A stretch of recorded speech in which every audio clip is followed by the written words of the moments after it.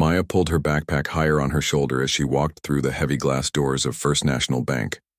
The cool air conditioning hit her face, a welcome relief from the hot afternoon sun outside. She had been looking forward to this moment all week, finally old enough to handle her own banking and deposit the birthday money her grandmother had given her.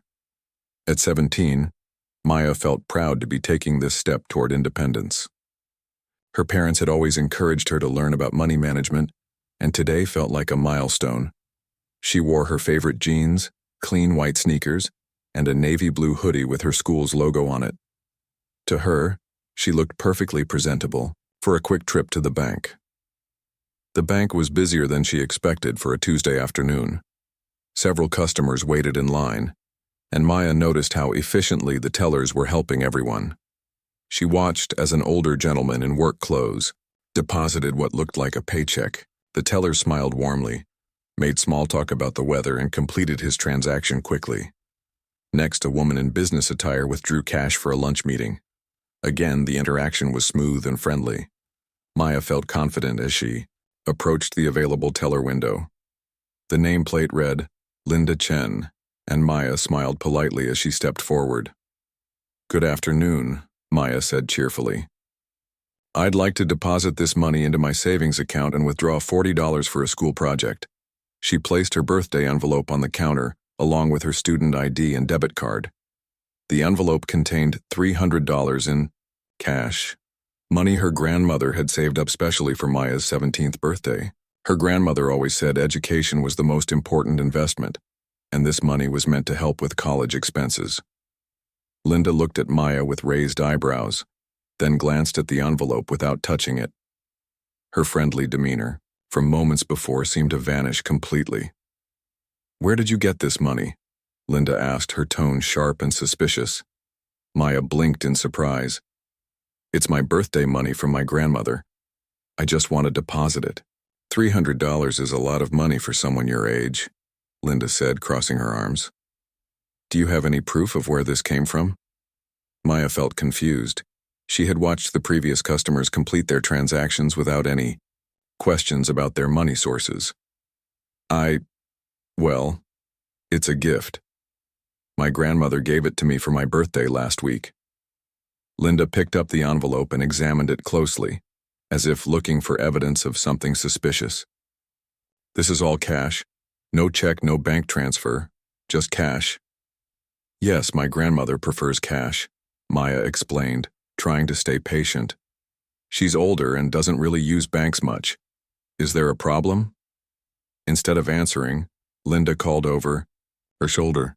"Hey, Robert, can you come here for a minute?" A middle-aged man in a crisp white shirt and tie approached the window. His nameplate identified him as Robert Harrison, assistant manager. He looked Maya up and down, taking in her casual clothes and youthful appearance. "What seems to be the issue?" Robert asked Linda, though his eyes stayed fixed on Maya. "This young lady wants to deposit $300 in cash," Linda explained. "Says it's birthday money from her grandmother." Robert nodded slowly, as if this explanation confirmed his suspicions. "I see. And you don't have any documentation for this gift?" Maya felt her cheeks growing warm. "Documentation? It's a birthday present. Do people usually document birthday presents?" "Large cash gifts? Yes," Robert replied curtly. "Especially when they're being deposited by minors." "I'm 17, Maya said, trying to keep her voice steady. "And I have an account here. I've been banking here for 2 years. Other customers in line were starting to notice the commotion. Maya could feel their eyes on her, and she began to feel embarrassed. What had started as a simple errand was turning into an interrogation. Linda typed something into her computer, frowning at the screen. "Your account shows mostly small deposits. $5 here, $10 there. This $300 is much larger than your usual activity." "Because it's a special birthday gift," Maya repeated, her patience wearing thin. "My grandmother saved up to give me something meaningful for my 17th birthday." Robert exchanged a look with Linda that Maya didn't like. There was something in their expressions that made her stomach twist with anxiety. "We're going to need to verify this before we can process the deposit," Robert announced. Can you call your grandmother to confirm? Maya pulled out her phone, grateful to have a way to resolve this misunderstanding. But when she dialed her grandmother's number, it went straight to voicemail. Her grandmother was probably taking her afternoon nap, something she did religiously every day at this time. She's not answering, Maya said. But I can try again in an hour. She always naps in the afternoon. That's convenient, Linda muttered under her breath. Maya felt a flash of anger. Excuse me? Nothing, Linda said quickly, but her expression remained skeptical. The customer behind Maya in line cleared his throat impatiently. Maya turned to see a man in an expensive suit checking his watch and looking annoyed at the delay. Look, Maya said, turning back to the tellers. Can I just deposit the money and come back with my grandmother tomorrow? Or maybe you could call the branch manager? Robert shook his head. The branch manager is in meetings all afternoon, and we can't process large cash deposits without proper verification. But you just helped that man deposit his paycheck without asking any questions, Maya pointed out, gesturing toward the gentleman who had been ahead of her in line. That was different, Linda said dismissively. That was clearly employment income. How was it clearly anything? Maya asked, her voice rising slightly. You didn't ask him for documentation. Several customers were now openly staring at the scene unfolding at the teller window. Maya felt mortified, but she also felt something else rising within her, a sense of injustice that she couldn't ignore.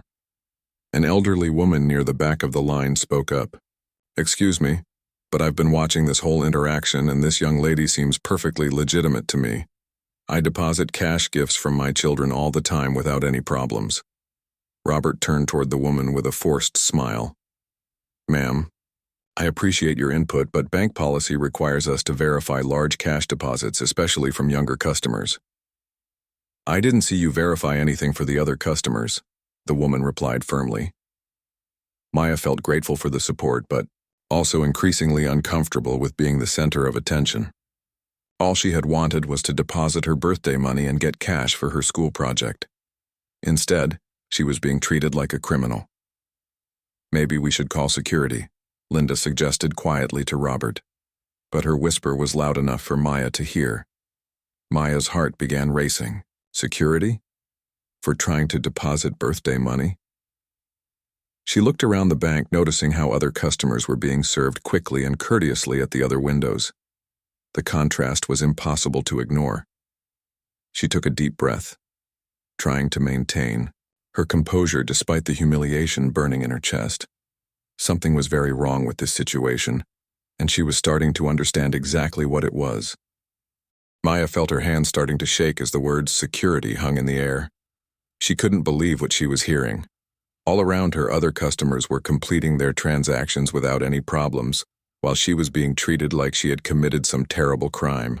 Why would you need to call security? Maya asked, her voice quieter now but filled with disbelief. I'm just trying to deposit money into my own account. Linda and Robert exchanged another one of those looks that made Maya's stomach churn. She was beginning to recognize that look. It was the same expression she sometimes saw from store clerks who followed her around shops, or from people who crossed the street when they saw her walking toward them.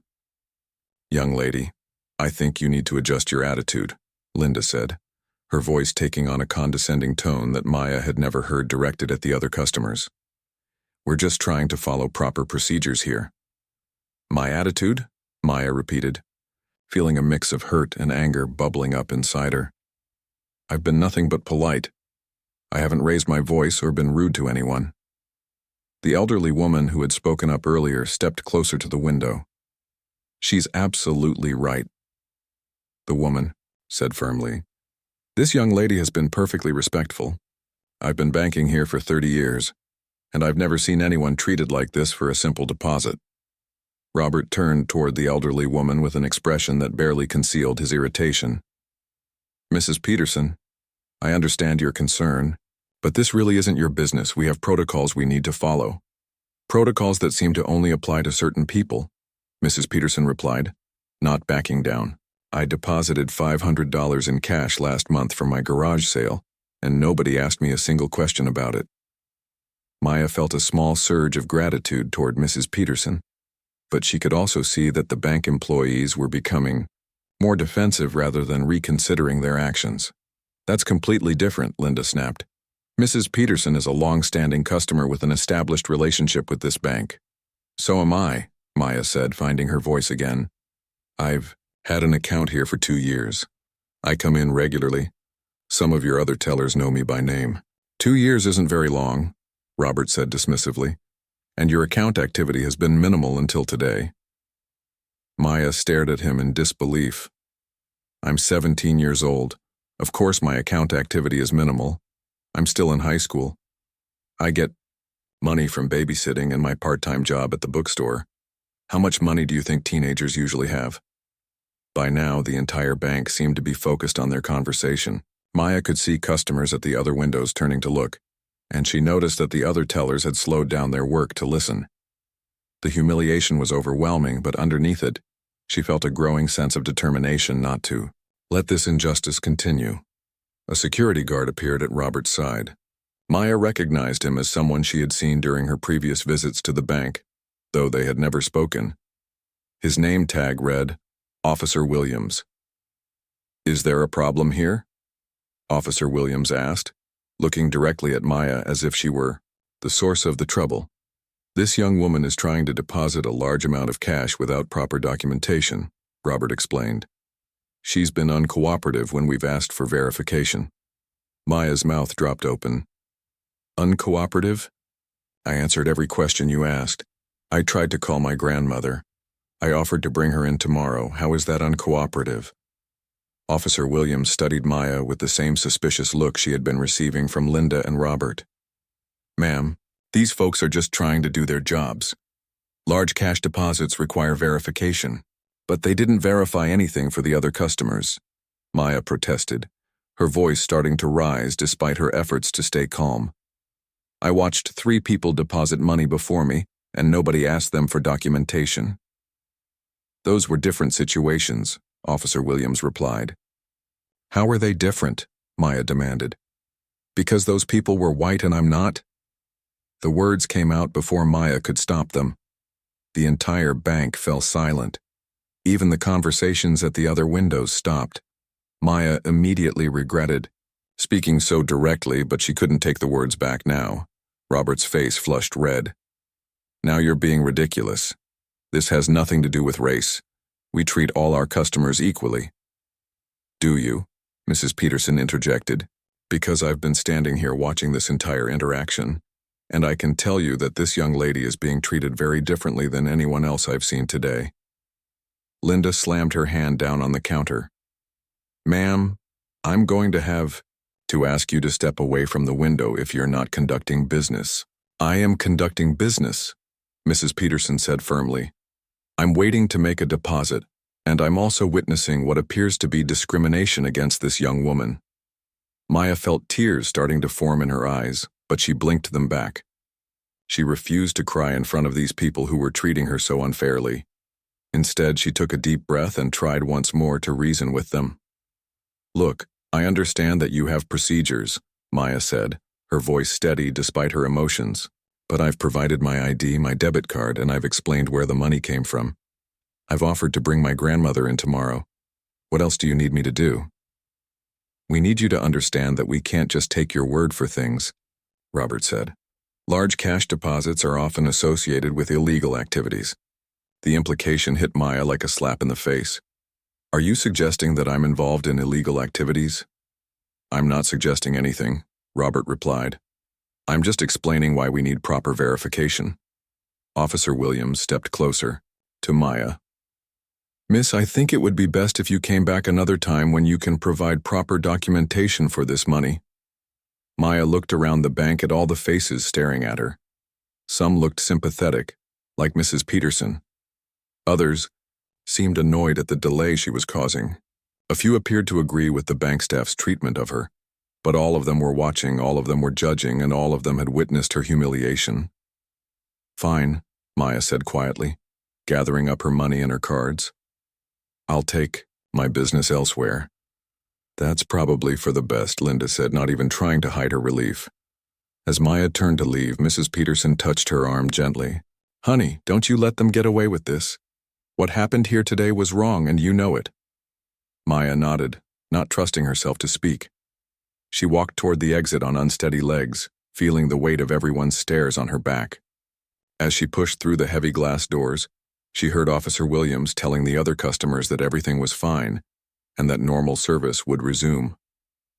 Outside in the parking lot, Maya finally allowed the tears to come. She sat on a bench near the bus stop and pulled out her phone. Her hands were still shaking as she scrolled through her contacts. There was only one person she wanted to talk to right now. Only one person who would understand exactly what had just happened and who would know what to do about it. She found her father's number and pressed call. Maya wiped her eyes with the back of her hand as she waited for her father to answer. The phone rang once, twice, and then she heard his familiar voice. "Hey, sweetheart, how did the bank trip go?" David asked cheerfully. Maya could hear the sounds of his office in the background. Keyboards clicking, phones ringing, people talking in hushed professional tones. Maya's voice caught in her throat. For a moment she couldn't speak at all. All the emotions she had been holding back during the confrontation in the bank came rushing forward. "Maya, are you there? What's wrong?" Her father's voice immediately shifted from casual to concerned. "Dad," Maya managed to say, her voice breaking. "Something terrible just happened at the bank." "What kind of terrible? Are you hurt? Are you safe?" David's questions came rapid fire, and Maya could hear him moving around his office, probably gathering his things. "I'm safe, but Dad, they treated me like a criminal. All I wanted to do was deposit Grandma's birthday money, and they acted like I was trying to rob the place." Maya found herself pouring out the entire story. She told her father about Linda's suspicious questions, about Robert's condescending attitude, about the security guard being called, about how different her treatment was from the other customers. She described Mrs. Peterson's support and how grateful she felt for someone standing up for her. As she talked, she could hear her father's breathing getting deeper and more controlled. Maya knew that sound. It was how her father breathed when he was trying very hard to stay calm. "Let me make sure I understand this correctly," David said slowly. "You walked into First National with your student ID, your debit card, and $300 in cash from your grandmother, and they refused to let you deposit it?" "They said they needed documentation for large cash deposits," Maya explained. "But Dad, I watched them help other people before me, and nobody else got questioned like that. Nobody else had to prove where their money came from." There was silence on the other end of the line. Maya could picture her father in his office, probably standing by the window with that expression he got when he was thinking hard about something serious. "Maya, I want you to listen to me very carefully," David said finally. "Are you still at the bank?" "I'm sitting on a bench outside. I couldn't stay in there anymore." "Good. I want you to stay right there. Don't go anywhere. I'm leaving the office right now, and I'll be there in less than an hour. Dad, you don't have to come down here. I can just try a different bank tomorrow." "No," David said, and his voice had a steel quality Maya rarely heard. "This is not something you should have to handle alone, and it's definitely not something that should be ignored." Maya heard her father talking to someone in his office, probably his assistant. She caught pieces of the conversation, something about canceling meetings and rescheduling appointments. "Maya, are you still there?" "Yes, Dad. I need to ask you something, and I want you to be completely honest with me. Did anyone at the bank say anything directly about race, or was it more subtle than that?" Maya thought about it. "It was subtle mostly, but Dad, the difference in how they treated me versus the white customers was so obvious. Even Mrs. Peterson noticed it, and she's a stranger." "Mrs. Peterson?" "An elderly white lady who was in line behind me. She stood up for me and told them they were treating me unfairly. She said she'd been banking there for 30 years and had never seen anything like it." David was quiet for a moment. "And what did the bank staff say to that?" "They basically told her to mind her own business, and Dad, when I finally said something about being treated differently because I'm black, they got really defensive and said it had nothing to do with race." "Of course they did," David said grimly. "Maya, I'm proud of you for speaking up even though I know it was difficult." "I felt like I was going to throw up," Maya admitted. "Everyone was staring at me. I just wanted to disappear. You should never have to feel that way for simply trying to use banking services, David said. And you're not going to have to feel that way again. Maya heard her father's car door slam and the engine start. Dad, what are you going to do? I'm going to have a conversation with the people at that bank, David replied. A very serious conversation. You're not going to embarrass me, are you?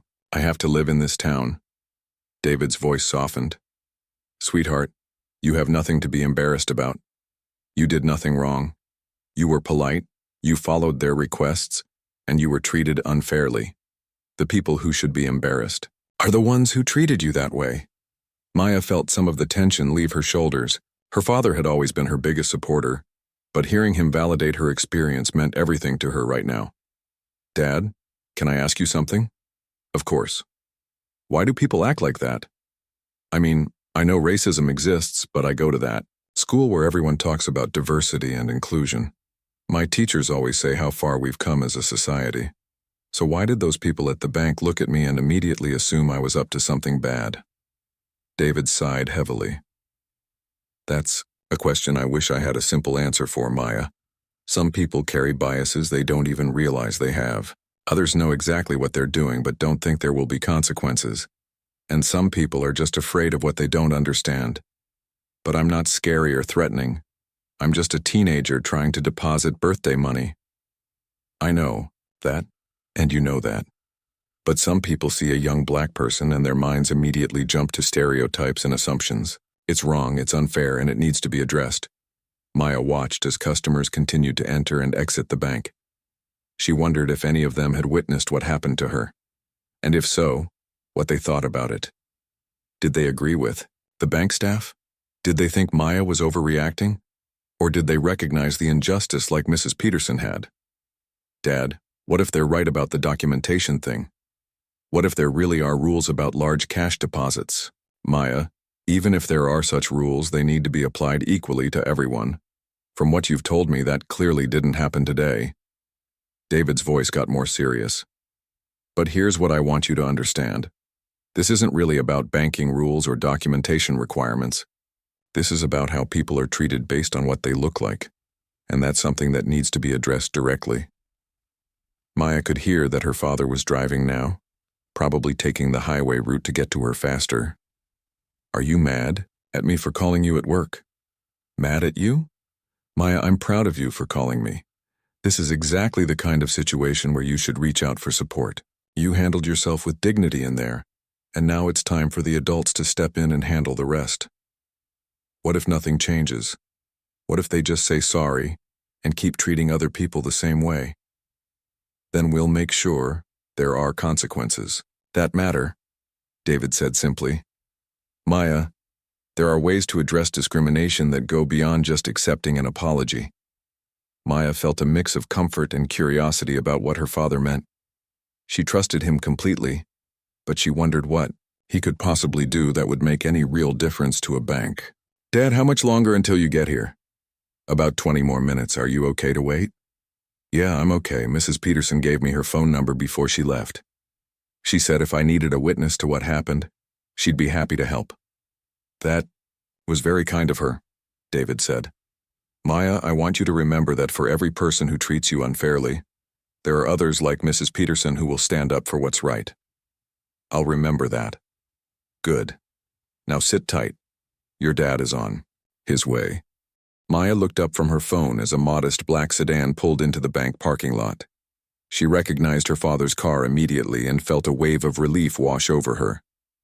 David stepped out of the vehicle, and Maya noticed he was wearing one of his simple business suits. Nothing flashy or expensive looking, just the kind of outfit he wore to work every day. As her father approached, Maya could see the controlled anger in his eyes, though his expression remained calm. He sat down beside her on the bench and pulled her into a gentle hug. How are you holding up? He asked softly. Better now that you're here, Maya replied honestly. Dad, you really don't have to make a big deal about this. Maybe I should just find a different bank. David pulled back and looked at his daughter seriously. Maya, what happened to you today was wrong. If we don't address it, it will happen. To someone else tomorrow. Sometimes standing up for what's right means making things uncomfortable for people who are doing wrong.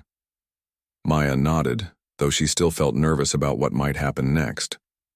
Her father had always taught her to speak up against injustice, but she had never seen him have to do it in such a direct way. "I want you to wait here," David said, standing up. "This conversation needs to happen, but you don't need to be put through any more stress today. Are you sure? I can come with you if you need me to explain what happened." "I'm sure. You've already been through enough."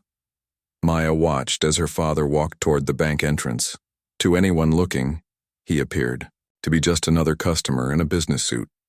Nothing about his appearance suggested he was anyone special or important. The bank employees who had treated Maya so poorly had no idea what was about to happen. David pushed through the heavy glass doors and looked around the bank lobby. It was still busy with the afternoon rush, and he could see customers at various windows conducting their business. He approached the same teller window where Maya had been humiliated. Linda looked up as he approached, giving him the same professional smile she had given other customers earlier. "Good afternoon, sir. How can I help you today?" "I need to speak with your branch manager immediately," David said calmly but firmly. Linda's smile faltered slightly. "Is there something specific I can help you with? The manager is quite busy this afternoon." "No, I need to speak with the manager. Please get them now." Something in David's tone made Linda realize this wasn't a request she could brush off. She picked up her phone and made a quick call. Within a few minutes, a woman in her 50s approached the window. Her nameplate read, "Patricia Knox, branch manager." Patricia had the same professional demeanor that Linda had shown initially. "Good afternoon, sir. I understand you wanted to speak with me. How can I assist you today?" "My name is David Richardson," he said quietly. "About an hour ago, my 17-year-old daughter was in this bank trying to make a simple deposit. She was treated poorly by your staff, questioned aggressively, and ultimately forced to leave without being able to conduct her banking." Patricia's expression became slightly defensive. "Sir, I'm sure there was just a misunderstanding. Our staff follows all proper procedures for—" "Let me be more specific," David interrupted gently. "My daughter Maya came in to deposit birthday money from her grandmother. She was treated with suspicion, questioned about the source of her money, threatened with security, and made to feel like a criminal. Meanwhile, other customers were served quickly and courteously, without any of these extra requirements." Linda, who had been listening from behind the counter, suddenly looked uncomfortable. She began to recognize the description of the interaction from earlier. "I see," Patricia said carefully. "Well, sometimes when there are unusual transactions or large amounts of cash, we do need to follow certain verification procedures." $300 is unusual? David asked.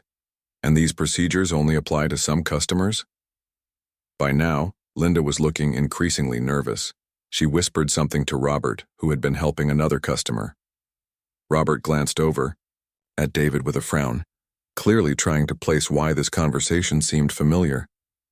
"Sir, I assure you that all our customers are treated equally," Patricia said, though her voice lacked conviction. David reached into his jacket pocket and pulled out his wallet. From it, he extracted a business card and placed it on the counter, in front of Patricia. Patricia picked up the card and read it. As her eyes scanned the text, her face went completely pale. The card read, "David Richardson, Chairman of the Board, First National Bank." For a moment, Patricia stared at the card in complete silence, as if she couldn't process what she was reading. Then she looked up at David, then back at the card, then at David again. I don't understand," she stammered. "Which part don't you understand?" David asked calmly. "The part where you work for me or the part where your staff discriminated against my daughter?" Linda had been watching Patricia's reaction, and now she stepped closer to see what was on the card. When she read it, her face drained of all color. She looked like she might faint. Robert, sensing something was seriously wrong, abandoned his customer and hurried over. When Patricia showed him the card with shaking hands, he gripped the counter for support. "Mr. Richardson," Patricia began, her voice barely above a whisper. "I had no idea. I mean, we didn't know." "You didn't know." "What?" David asked. You didn't know that the young black girl you treated poorly might have a father? You didn't know that discrimination is wrong regardless of who the victim's family is? Other customers in the bank had begun to notice that something unusual was happening. The normal buzz of conversation had quieted, and people were glancing toward the teller window where this tense conversation was taking place. "Sir, please, if we could discuss this privately in my office," Patricia pleaded. "No," David said firmly. "My daughter was humiliated publicly. This conversation will happen publicly." Officer Williams, the same security guard who had been called during Maya's visit, approached the group. "Is there a problem here?" Patricia looked at him with wide, panicked eyes. "Officer Williams, this is Mr. Richardson. He's the—" She couldn't seem to finish the sentence. David turned to Officer Williams. "You threatened my daughter earlier today. You treated her like a criminal for trying to deposit birthday money. Do you remember that?" Officer Williams looked confused. For a moment, then recognition dawned on his face. "The young lady with the cash deposit?" "My daughter," David confirmed. Officer Williams looked from David to Patricia to the business card that was still sitting on the counter. When the reality of the situation hit him, he actually took a step backward. "I want everyone who was involved in my daughter's treatment to be present for this conversation," David said. "Right now." Patricia nodded frantically and began making phone calls. Within minutes, all the staff members who had interacted with Maya were gathered near the teller window. Each of them looked increasingly uncomfortable as they began to understand who David was and what this meant. The bank had grown quiet except for the sound of the air conditioning and the occasional whispered conversation.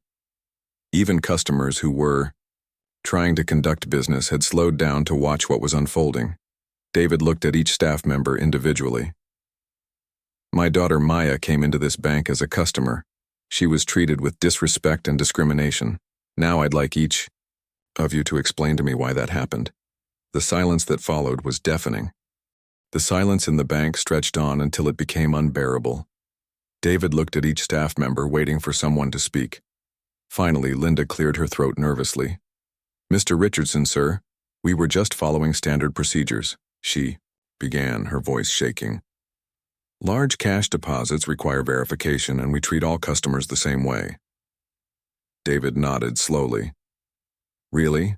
So when Mr. Johnson deposited his paycheck an hour before my daughter arrived, did you ask him for documentation about where that money came from?" Linda's mouth opened and closed without any sound coming out. "What about Mrs. Chen, who withdrew $400 for her vacation fund? Did you question her about her intentions for that money?" "Those were different situations," Robert interjected weakly. "Different how?" David asked, his voice remaining calm but gaining intensity. "Please explain to me exactly how those situations were different from my 17-year-old daughter depositing birthday money from her grandmother." Nobody answered. The customers still in the bank had completely stopped what they were doing and were listening to every word. David continued, "Let me tell you what I think the difference was. Those customers were white, and my daughter is black. Those customers were treated with respect and courtesy, while my daughter was treated with suspicion and hostility." Patricia tried to interrupt. "Sir, with all due respect, I don't think race had anything to do with—" "Stop," David said firmly. "Just stop. Don't insult my intelligence by pretending this was about banking procedures. I've been in the financial industry for 25 years. I know exactly what standard procedures look like, and what happened to my daughter wasn't it." He turned to address the entire group. "My daughter provided proper identification. She explained the source of her money. She offered to bring additional verification tomorrow. She was polite and respectful throughout the entire interaction. And yet you treated her like a criminal." Officer Williams shifted uncomfortably. "Sir, I was just responding to what I was told was a difficult customer situation." "A difficult customer?" David's voice rose slightly for the first time. "A 17-year-old girl trying to deposit $300 is a difficult customer? But somehow a grown man depositing twice that amount isn't worth a second glance." David pulled out his phone and began scrolling through something. "I've been reviewing our security footage from today. Would you like to see how my daughter was treated compared to the customers who came before and after her?" The color drained from every staff member's face. "Mr. Richardson, Patricia said desperately. Please, if we could just discuss this privately, I'm sure we can work something out. Work something out? David looked at her with disbelief. Patricia, you've been the branch manager here for 8 years. You've attended every diversity training session the bank has offered. You have a poster about equal treatment hanging in your office. And yet you allowed this to happen under your supervision. He gestured toward the other staff members. Linda, you've been here for 12 years. Robert, 15 years. Officer Williams, 5 years. Between all of you, that's 40 years of experience in customer service. And none of you saw anything wrong with how my daughter was treated? Mrs. Peterson, who had returned to the bank for her own transaction, approached the group. Excuse me, Mr. Richardson? I was here earlier when your daughter was being mistreated. I want you to know that she handled herself with remarkable grace and dignity. She was respectful even when she was being treated unfairly. David turned to Mrs. Peterson with a grateful expression. Thank you for standing up for her. It means more than you know. It was the right thing to do, Mrs. Peterson replied. What happened to that young lady was wrong and everyone here knew it. David turned back to the bank staff. So now we need to talk about consequences. Patricia looked like she might be sick. Sir, please. Linda, David said, cutting her off. You were the primary person responsible for my daughter's treatment. You questioned her motives, you doubted her story, and you called for backup as if she were a threat. Your employment with this bank is terminated, effective immediately, Linda gasped. Mr. Richardson, please, I have a family, I need this job. You should have thought about that before you decided to discriminate against a customer, David replied. Robert, as assistant manager, you supported and escalated Linda's behavior instead of correcting it. You're also terminated. Robert started to protest, but David held up his hand. Officer Williams, you were called to intimidate a 17-year-old girl who was doing nothing more than trying to conduct banking business. You're no longer welcome on this property. David turned to Patricia. As for you, Patricia, you're being demoted from branch manager to regular teller, and you'll be on probation for 6 months. You'll also be required to complete additional bias training and sensitivity courses. Mr. Richardson, Patricia said quietly, I understand you're angry, but don't you think... I think I'm being more than fair, David interrupted. In any other circumstance, discrimination of this nature would result in immediate termination for everyone involved. He addressed the remaining staff members who had witnessed the incident. The rest of you will be attending mandatory training, sessions on bias, discrimination, and proper customer service. These sessions will begin next week. David then turned to address the customers who were still in the bank. I want to apologize to all of you for what you witnessed today. The behavior of our staff was unacceptable and does not represent the values of this institution. He pulled out his phone again. I'm also implementing immediate changes to ensure this never happens again. We're installing a new customer feedback system that will allow people to report discrimination directly to corporate headquarters. We're revising our customer service policies to ensure they're applied equally to everyone, and we're creating a community oversight board that will review any complaints about unfair treatment. Mrs. Peterson spoke up again. Mr. Richardson, what you're doing is admirable, but how do we know these changes will actually make a difference? David smiled at her. That's an excellent question. Starting next month, this branch will publish quarterly reports showing customer satisfaction data, broken down by demographics. We'll also be partnering with local community organizations to ensure we're serving all our customers fairly. He paused and looked around the bank. But the most important change is that every employee here now knows that discrimination has real consequences. And they know that I take this personally. David walked over to the teller window where Maya had been, humiliated. My daughter will be coming back tomorrow to complete her transaction. She will be treated with the same respect and courtesy that every customer deserves. And if anyone has a problem with that, they can find employment elsewhere.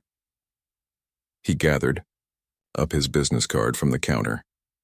Patricia, please have security escort Linda and Robert from the building. I'll be conducting interviews for their replacements starting Monday. As the terminated employees were led away, David addressed the remaining staff one final time. I started this bank 25 years ago because I wanted to create an institution that served everyone in this community fairly. What happened today was a betrayal of everything this bank is supposed to stand for. But it's also an opportunity for all of us to do better. He walked toward the exit, then stopped and turned back. Oh, and one more thing. We're establishing the Maya Richardson Scholarship Fund for local students facing financial barriers to higher education. Because my daughter's experience today, as painful as it was, is going to help other young people in this community achieve their dreams. David stepped outside to find Maya still sitting on the bench, waiting patiently. When she saw him, she stood up quickly. "How did it go?" she asked. David smiled and put his arm around his daughter's shoulders. "It went exactly as it needed to go. Now how about we go get some ice cream and then find you a bank that knows how to treat customers properly?" Maya laughed for the first time since the whole ordeal began. "Actually, Dad, I think this bank might work out just fine after all."